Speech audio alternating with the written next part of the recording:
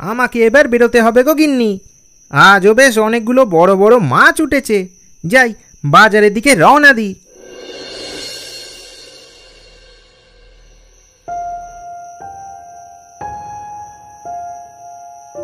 আমার নাম গিরিশ। পেশায় আমি একজন জেলে মাঝি।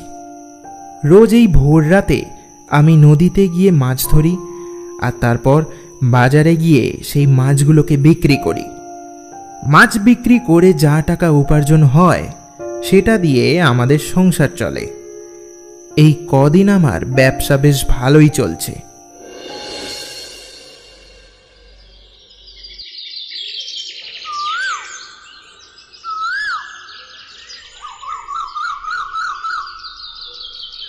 আজকাল বেশিরভাগ লোকই প্রায় আমার থেকে মাছ কিনছে। এর পিছনের আসল রহস্য হলো আমার মাছের স্বাদ। আমি আগে যেখান থেকে মাছ ধরতাম সেখানে মাছ খুবই কম উঠত, আর ওই মাছ খেতে অতটাও ভালো হতো না। কিন্তু যখন থেকে আমি ওই কালো জলা দিঘি থেকে মাছ ধরা শুরু করেছি, তখন থেকে আমার ব্যবসা প্রায় আকাশ ছুঁয়েছে। কারণ ওই কালো জলা দিঘিতে আমি ছাড়া আর কেউই মাছ ধরতে যায় না। শুনেছি নাকি লোকে ওখানে যেতে ভয় পায়। এর কারণ ঠিক জানি না, তবে আমার মনে ভয় নেই। তাই আমি রোজ ওখানে গিয়ে মাছ ধরি, আর তাই ওখানকার ভালো ভালো মাছও আমার জালে ধরা পড়ে। বলতে গেলে আমি একাই একমাত্র জেলে মাঝি যে ওই কালো জলা দিঘি থেকে মাছ ধরে এনে বাজারে বেচে। আর তাই আজকাল গোটা বাজারে আমার মাছ বিখ্যাত আর সুস্বাদু হয়ে উঠেছে।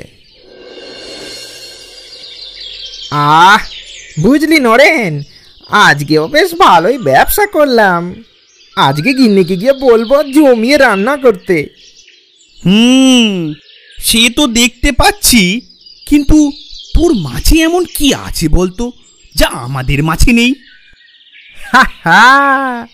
এটাই তো আমার আসল রহস্য রে। বল না গিরিশ, বল না কি রহস্য। আমিও একটু দেখি, তোর মতন যদি বেশি পয়সা রোজগার করতে পারি।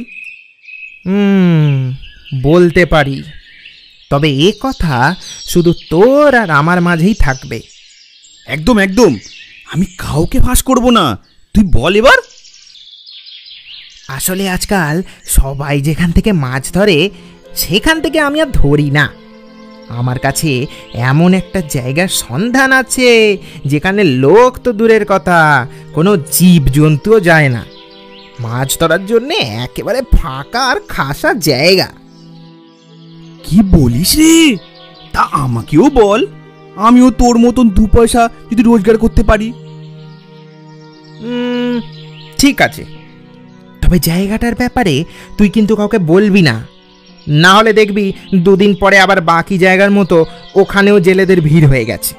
তখন আর আমাদের মাছ বিশেষ হয়ে থাকবে না। আরে না রে বাবা, না না, তুই একদম চিন্তা করিস না, আমি কাউকে কিছু বলবো না। ঠিক আছে, তবে আজকে রাতে তুই তোর জাল আর বাকি সব জিনিসপত্র নিয়ে আমার বাড়ি চলে আসিস। ওখান থেকে আমরা দুজন একসাথে মাছ ধরতে বেরোবো, বুঝলি? বেশ বেশ, ঠিক আছে। আজকের মতো আমার মাছ বেচা শেষ, তাই আমি দোকানপালা বন্ধ করে বাড়ি চলে যাচ্ছি। বুঝলে গিন্নি, আজও বেশ ভালো ব্যবসা হয়েছে। যেতে না যেতে সব মাছ একেবারে শেষ। বাহ বাহ, এ তো খুব ভালো খবর গো। তা আজ রাতে বেশ জমিয়ে রান্না করব, অনেক দিন ভালো মন্দ কিছুই খাইনি। আরে গিন্নি, তুমি যে আমার মুখের কথাটা কেড়ে নিলে গো। আমিও তো এটা বলবো ভাবছিলাম। আজকে রাতে বেশ জমিয়ে কষা মাংস রান্না করবে, বুঝলে? এই গরম গরম ভাতের সাথে একেবারে জমে যাবে গো। এই এই এই যে এই যে আমি সঙ্গে করে এই সুবীরের কাছ থেকে মুরগি একেবারে কাটিয়ে এনেছি। তুমি এখন এটা নিয়ে বেশ করে মশলা টশলা মাখিয়ে রেখে দাও, যাও। আচ্ছা বেশ, যাও তুমি এখন হাত মুখ ধুয়ে নাও, আমি তোমার খাবার বাড়ছি। যথারীতি আমি হাত পা ধুয়ে পেট ভরে খেয়ে নিয়ে একটা নিশ্চিন্তের ঘুম ঘুমালাম। বিকেলবেলায় ঘুম থেকে উঠে নদীর পাশটা একটু দেখতে গেলাম। আজ রাতে এই দিকটায় মাছ ধরবো, আজও বেশ বড় বড় মাছ উঠবে মনে হচ্ছে। কালকেও বেশ জমিয়ে ব্যবসা হবে। উফ,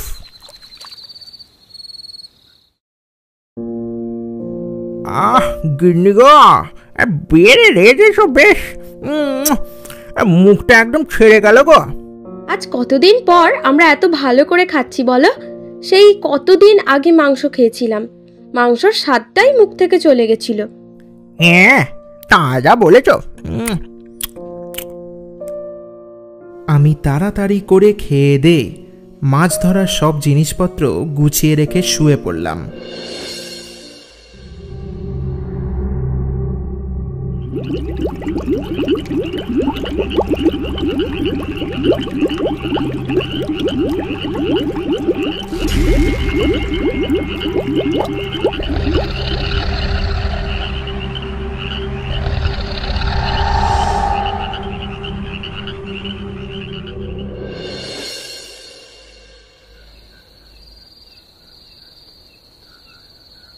নরেন, তুই ওই প্রান্তে যা, আমি এদিকটা দেখছি।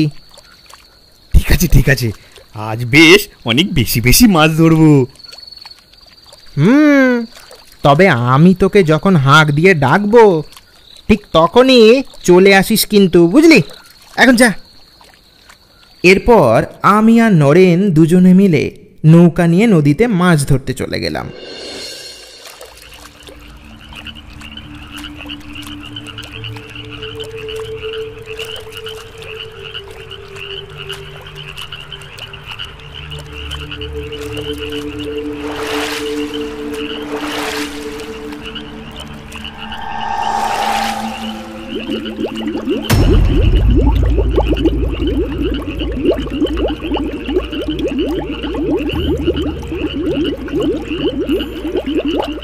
মনে হয় জালে বড় মাছ ফেসেছে। গিরিশ ঠিকই বলছিল, এখানে সত্যি অনেক মাছ আছে। দেখি জালটা তুলি।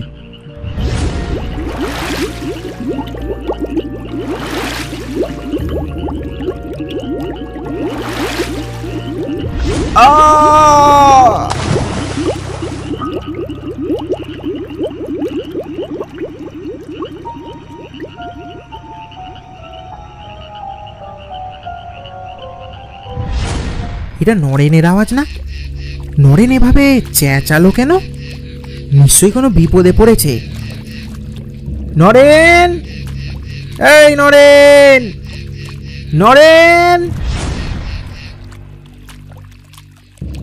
অনেক ডাকাডাকি করেও নরেনের তরফ থেকে কোনো জবাব মিলল না। আমি বেশ আরো কিছুক্ষণ ডাকাডাকি করলাম।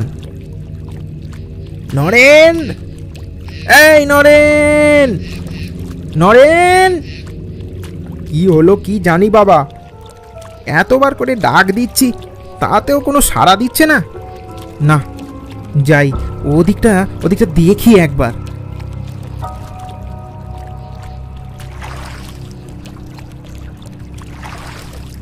আমি নৌকা নিয়ে ভেসে চললাম নদীর ওই প্রান্তে, যেখানে নরেনের থাকার কথা।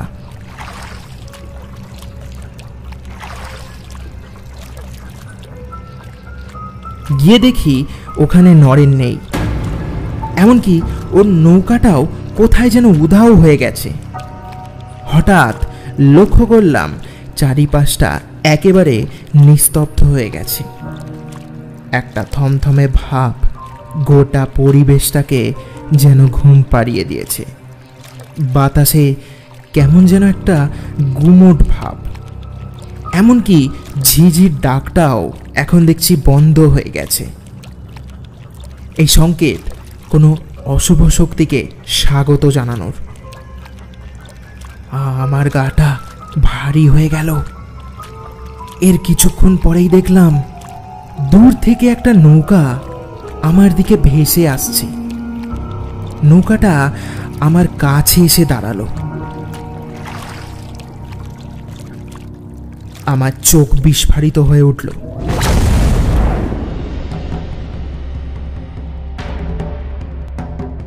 হাত পা ঠান্ডা হয়ে যেতে শুরু করলো। চোখের সামনে যা দেখছি, এটা কি আদৌ সত্যি? নৌকাটার মধ্যে পড়ে আছে একটা লাশ। কেউ যেন খুব রাগের সাথে নৃশংসভাবে হত্যা করেছে লোকটাকে। লাশটার মাথা নেই, তাই চেনাও দায় এটা কার লাশ। কিন্তু এখানে আমি আর নরেন ছাড়া আর তো কেউ আসেনি। তাহলে তাহলে এটা নরেনের লাশ। এ কি হলো রে নরেন? কি হয়ে গেল এটা? কে মারলো রে তোকে? কে মারলো? এটা এটা নিশ্চয়ই কোনো শয়তানের কাজ। হ্যাঁ, কোনো শয়তানের কাজ। কোনো মানুষ কাউকে এরম নৃশংসভাবে খুন করে না। এটা কোনো অমানুষেরই কাজ। না না, আমাকে দেখছি এক্ষুনি এখান থেকে পালাতে হবে, নাহলে আমার আজ রক্ষে নেই। হ্যাঁ হ্যাঁ হ্যাঁ, আমাকে এখান থেকে পালাতে হবে, আমাকে এখান থেকে পালাতে হবে। হঠাৎ আমার সামনের কিছুটা অংশের জলের মধ্যে কিছু যেন নড়াচড়া করতে শুরু করলো। না, এটা কোনো মাছ না, কেমন যেন একটা অস্বাভাবিক জলের তরঙ্গ খেলে যাচ্ছে।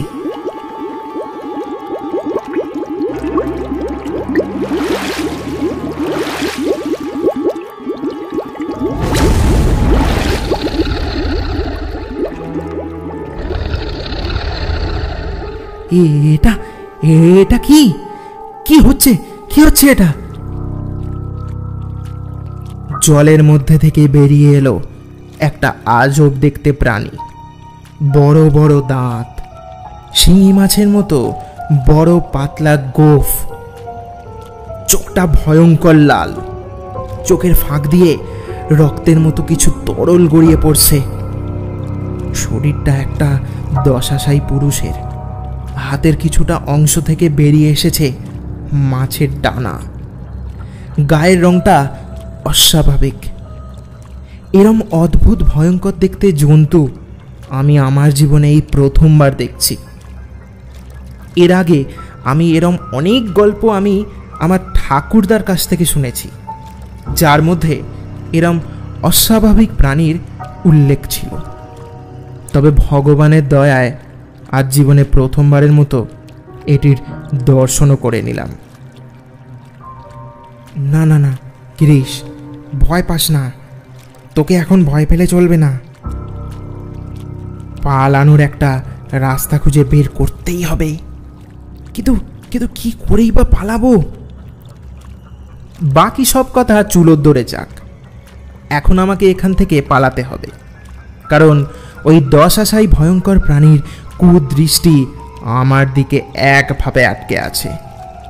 যখন খুশি ও আমার উপর লাফিয়ে পড়তে পারে। নরেনকে যে এই হত্যা করেছে এতে কোনো সন্দেহ নেই।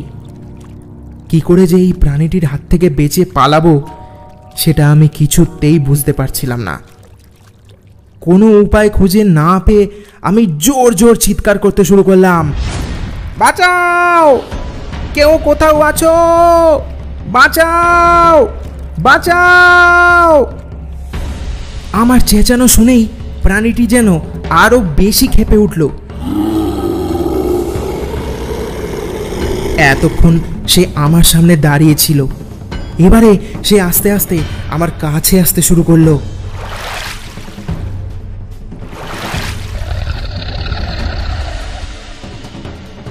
আমি ভেবেই নিলাম যে আর হয়তো আমি বাঁচব না।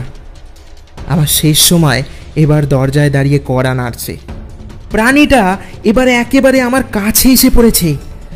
আর কিছু ইঞ্চির তফাৎ, তারপরেই ও আমাকে শেষ করে দেবে।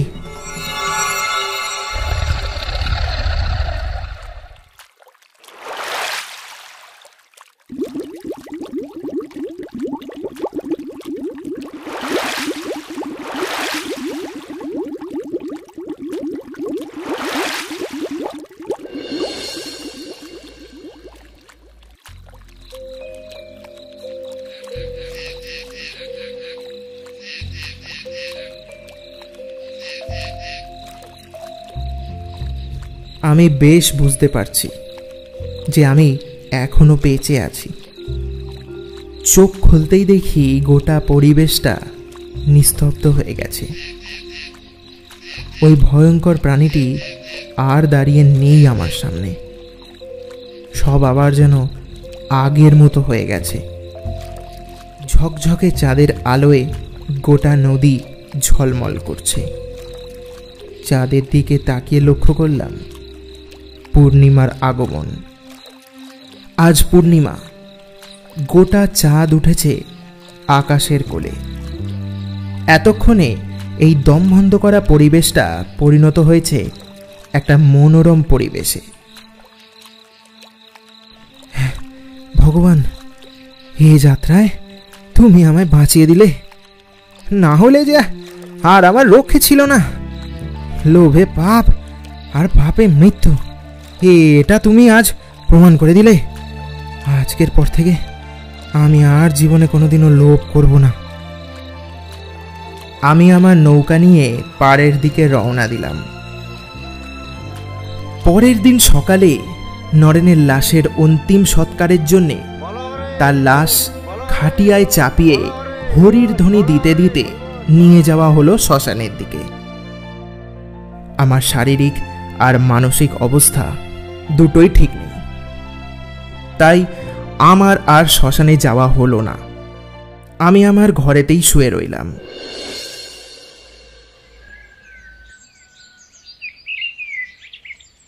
কিছুক্ষণ পর এক বৃদ্ধ লোক আমার কাছে এলো।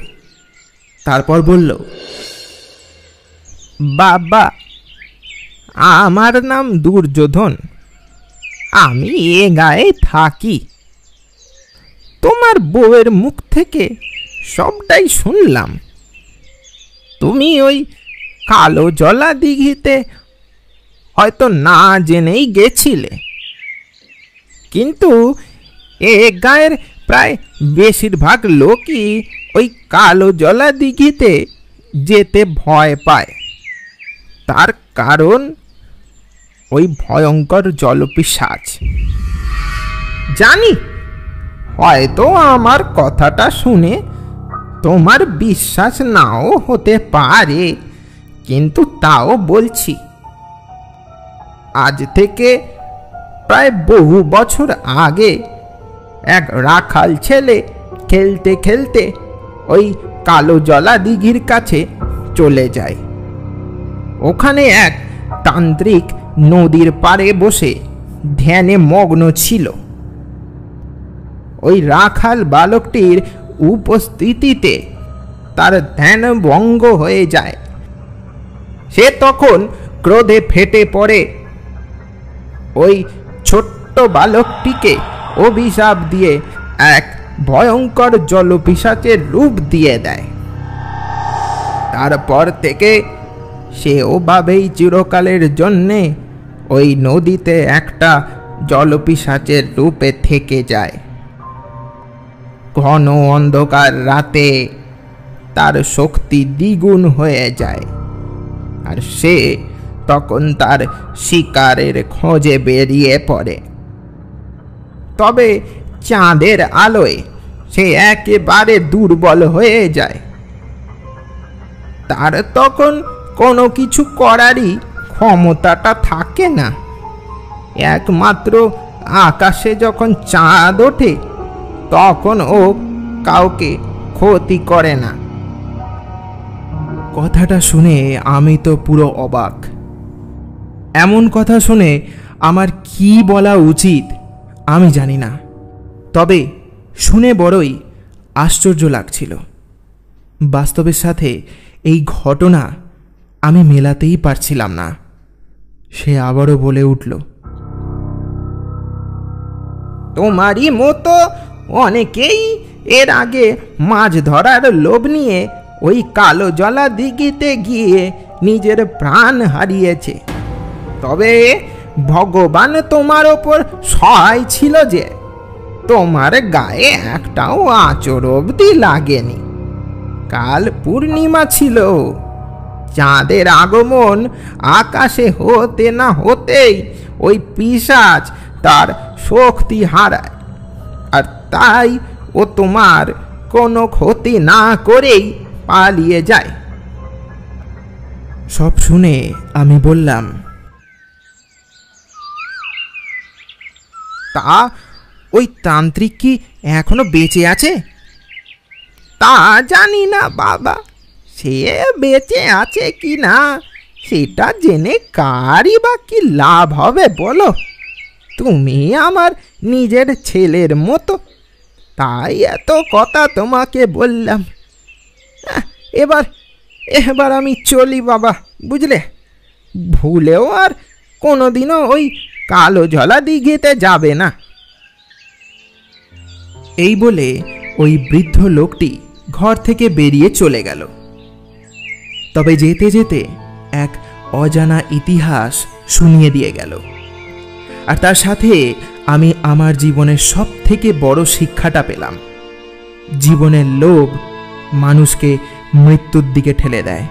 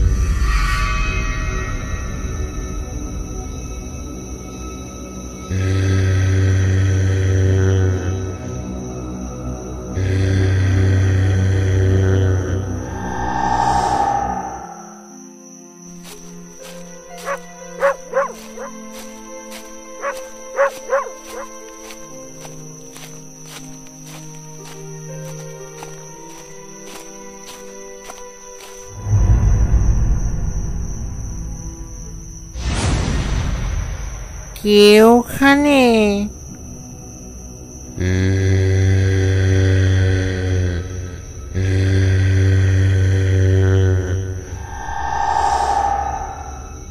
বলি কে রে, কে আছিস ওখানে?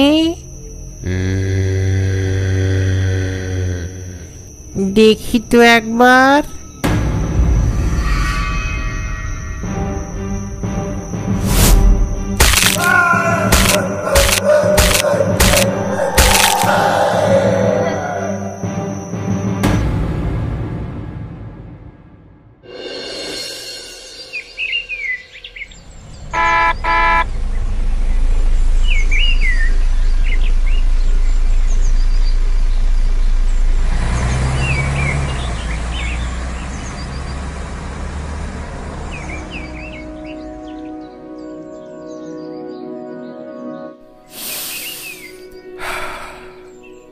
কত সুন্দর পরিবেশ! শহরের দূষিত বাতাস থেকে মুক্তি পেয়ে এই গ্রামের তাজা বাতাস নিয়ে প্রাণটা একেবারে জুড়িয়ে গেল।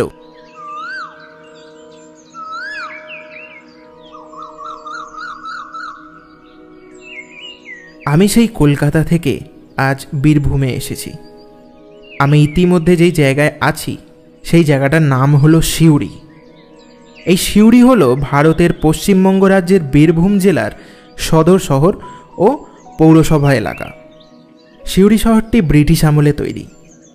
শহর ঠিক বলাটা ভুল, কারণ এখানে চারিপাশে শুধু পল্লীগ্রামের দৃশ্য। বড় ফাঁকা মাঠ, ছোট ছোট কুঁড়েঘর আর সারি সারি গাছপালা।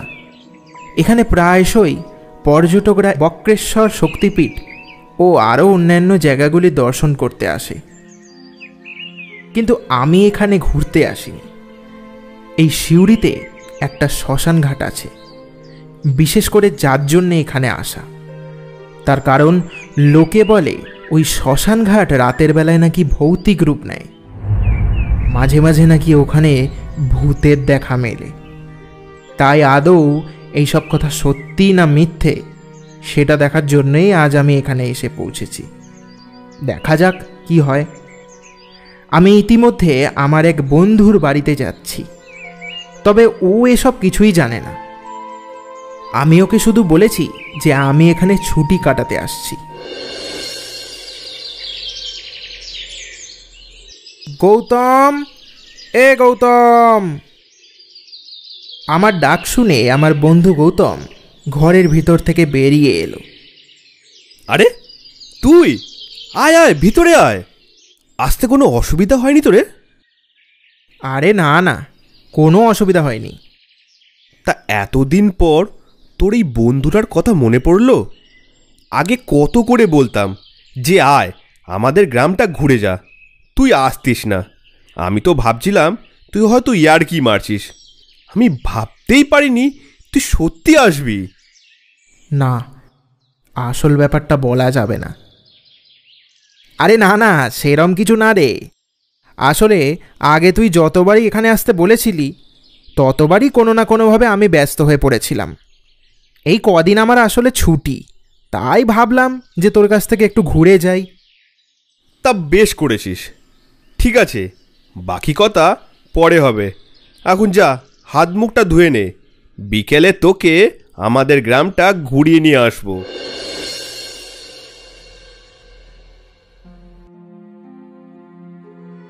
দুপুরে খাওয়া দাওয়া সেরে আমরা বিকেলের দিকে গ্রামটা ঘুরতে বেরোলাম। কিছুক্ষণ গ্রামটা ঘোরার পর আমরা একটা শ্মশানের সামনে এসে দাঁড়ালাম। শ্মশানটা কিছুটা পুরনো, আশেপাশে ঘন বন জঙ্গল ছাড়া আর কিচ্ছু নেই। কিছু কিছু জায়গায় লতানে গাছ উঠে গেছে। শ্মশানটা খুব বেশি বড় না, খুবই কম জায়গা নিয়ে অবস্থিত। সারাদিনে বোধহয় 2-1টা মরা পড়ে এখানে। আর গৌতম ভাই, এই শ্মশানটার মধ্যে কেমন যেন একটা থমথমে ব্যাপার আছে। সে তো থাকবে, এ শ্মশান যে বিখ্যাত। বিখ্যাত কেন? এই শ্মশান বিখ্যাত হবার কারণ আমি জানলেও সেটা গৌতমকে জানতে দিইনি, কারণ ও যদি জানতে পারে যে আমি এখানে ভূত খুঁজতে এসেছি তাহলে নিঘাত আমাকে বাড়ি পাঠিয়ে দেবে। এ শ্মশান বিখ্যাত হওয়ার পিছনে একটা বিশেষ কারণ আছে। কি বিশেষ কারণ? সূর্য ডুবে যাবার পর এই শ্মশান ভুতুড়ে রূপ নেয়।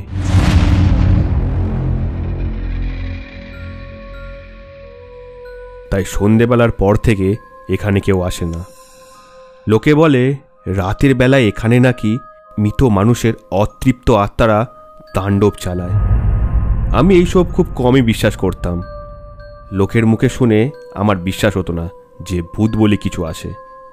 আমি ভাবতাম হয়তো এইসব গ্রামের মানুষের কুসংস্কার। কিন্তু সেদিন কেলটু কাকার সাথে যেটা ঘটল, তারপর থেকে আমার সাথে সাথে গ্রামের প্রত্যেকটা লোকের মধ্যে এই শ্মশান ঘাটকে নিয়ে আতঙ্ক আরও বেড়ে গেল।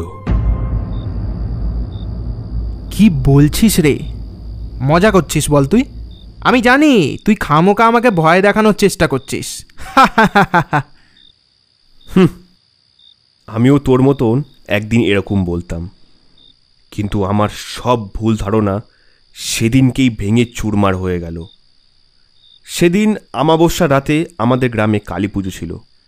সবাই খুব আনন্দ ফুর্তি করেই কালী পুজো করছিল। গভীর রাত্রে যখন কালী পুজো শেষ হলো তখন প্রায় 1টা বাজে। এই গ্রামে কোনো রকম কিছু অনুষ্ঠান হলে এই গ্রামের লোকেরা সেটা নেশা করে উপভোগ করে, সে পুজোই হোক বা অন্য কিছু। সেদিনও ঠিক এটাই হয়েছিল।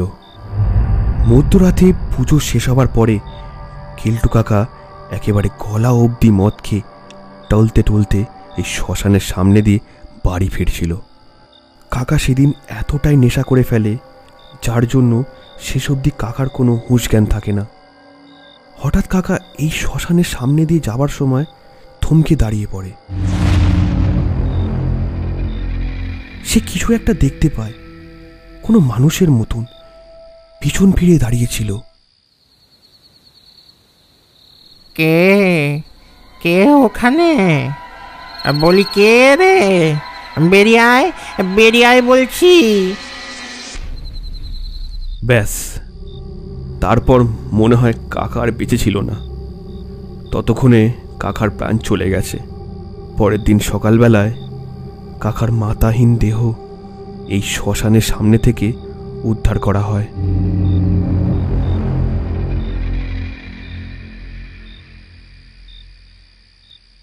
বটে, তার মানে তুই মিথ্যে কথা বলছিস না, তাই তো? একদমই না। বেশ, তবে আমিও ভূত দেখব। আমি আজ রাতেই এখানে আসব। দেখি তোর কথা কতটা সত্যি আর কতটা মিথ্যে। খবরদার, এই কাজ করার চিন্তা তুই স্বপ্নেও করিস না। না, তুই সত্যি বলছিস কি না আমি এইটুকু শুধু দেখতে চাই। দেখ, তুই যথেষ্ট বড় ছেলে, ছেলে মানুষই করিস না। আমার কথা বিশ্বাস না হলে আর কটা দিন থেকে যা, কারোর না কারোর মৃত্যুর খবর পেয়েই যাবি। এখন চল, সন্ধ্যাতে চললো, বেশিক্ষণ এখানে থাকাটা ঠিক হবে না। আরে তুই বুঝছিস না। না, আমি না বলেছি মানে না। চল এক্ষুনি বাড়ি চল। এরপর গৌতম জোর করে আমাকে তার বাড়ি ফিরিয়ে আনে। বাড়ি ফিরেও ও আর ওর বউ অনেক করে আমাকে বলল যে আমি যেন ভুলেও ওখানে যাবার দুঃসাহস না করি, তাহলে আমারও অবস্থা নাকি কেলটুদার মতো হবে। আমি জানতাম আমি কি করব, তাই মনের কথা মনে রেখে আমি রাত হবার অপেক্ষায় রইলাম।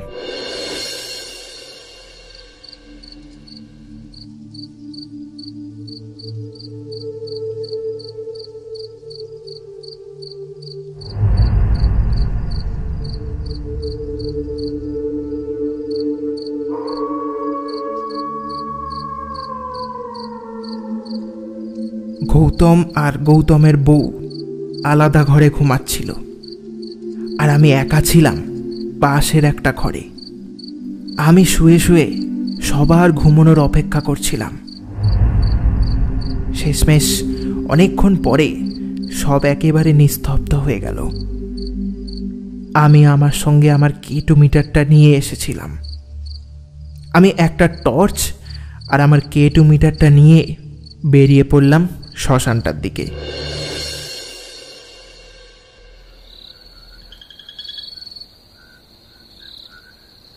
চারিপাশে ঘুটঘুটে অন্ধকার। নিস্তব্ধতা ভেদ করে মাঝে মাঝে দূর থেকে শিয়ালের ডাক ভেসে আসছে আমার কানে।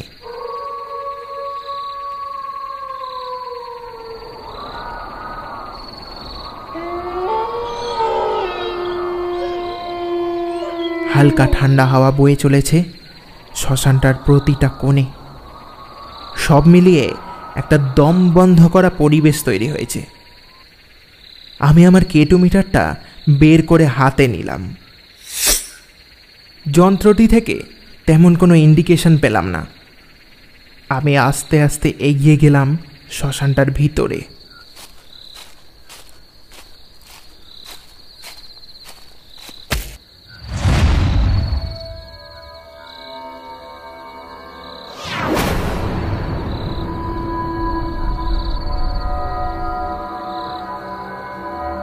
হাঁটতে হাঁটতে হঠাৎ আমার পায়ে কিছু একটা ঠেকল।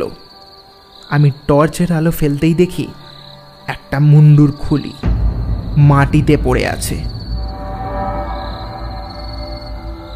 বাকি কঙ্কালটা আর দেখতে পেলাম না।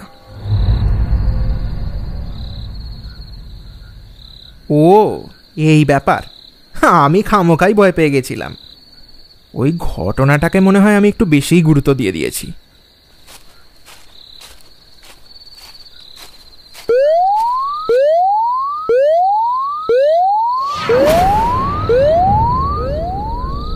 হঠাৎ K2 মিটারটা সিগন্যাল দিতে শুরু করলো।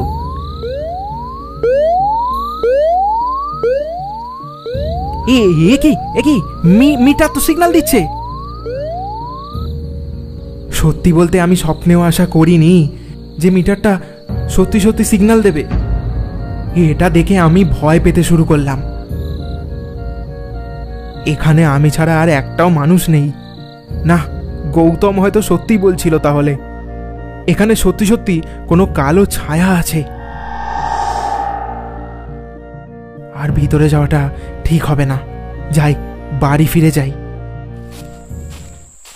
আমি ফিরে যাবার জন্যেই শ্মশানের বাইরের দিকে রওনা দিলাম। কিছুটা গেছি, তারপর দেখলাম কিছুটা দূরে ঠিক মাঝামাঝি করে কেউ যেন একটা দাঁড়িয়ে আছে।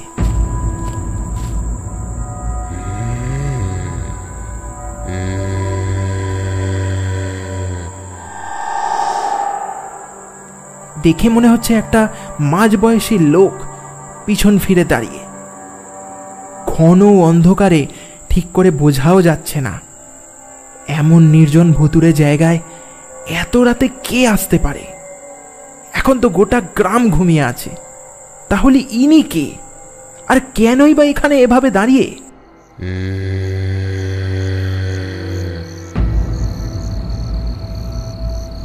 কে কে ওখানে?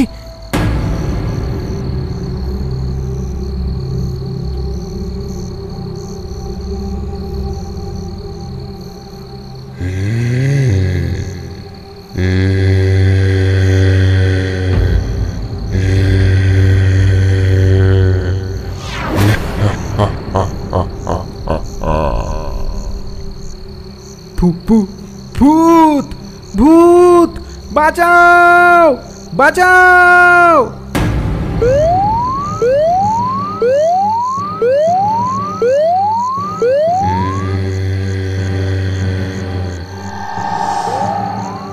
K2 মিটার বারবার সিগন্যাল দিচ্ছে। ততক্ষণে ভয় আমার হাত পা কাজ করা বন্ধ করে দিয়েছে। আমার সারা শরীরে যেন কোনো বল নেই। আমি কি করব কিচ্ছু বুঝতে পারলাম না। ওই প্রেত ক্রমশ আমার দিকে এগিয়ে আসতে থাকে। আমার অবস্থা তখন শোচনীয়।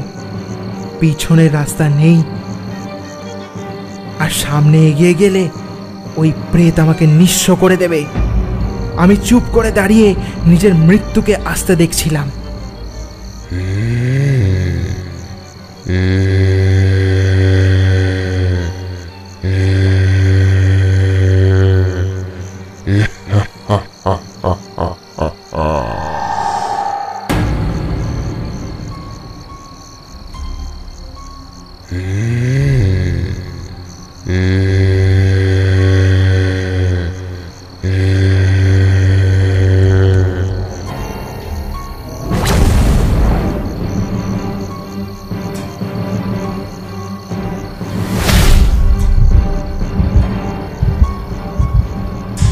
শয়তান,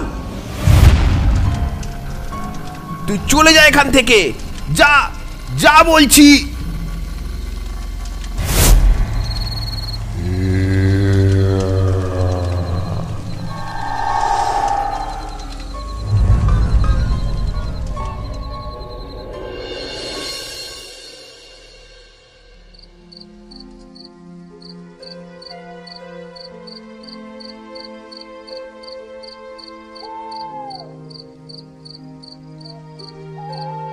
আজ হয়তো গৌতম না থাকলে আমি আর বেঁচে ফিরতাম না।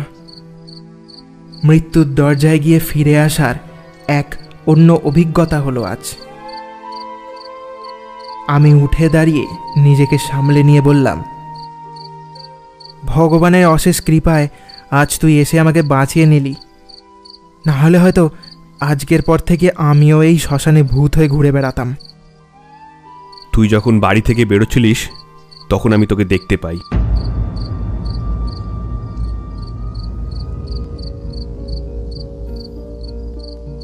কিছুটা হলেও আন্দাজ করেছিলাম তুই কোথায় যাবি, তাই বাড়ি থেকে ৮ ঘাট বেঁধেই বেরিয়েছিলাম।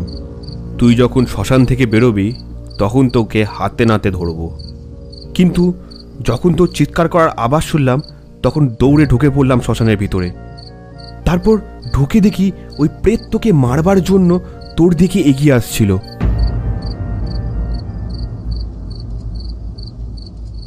আজ আমার যা অভিজ্ঞতা হয়েছে সেটা যথেষ্ট।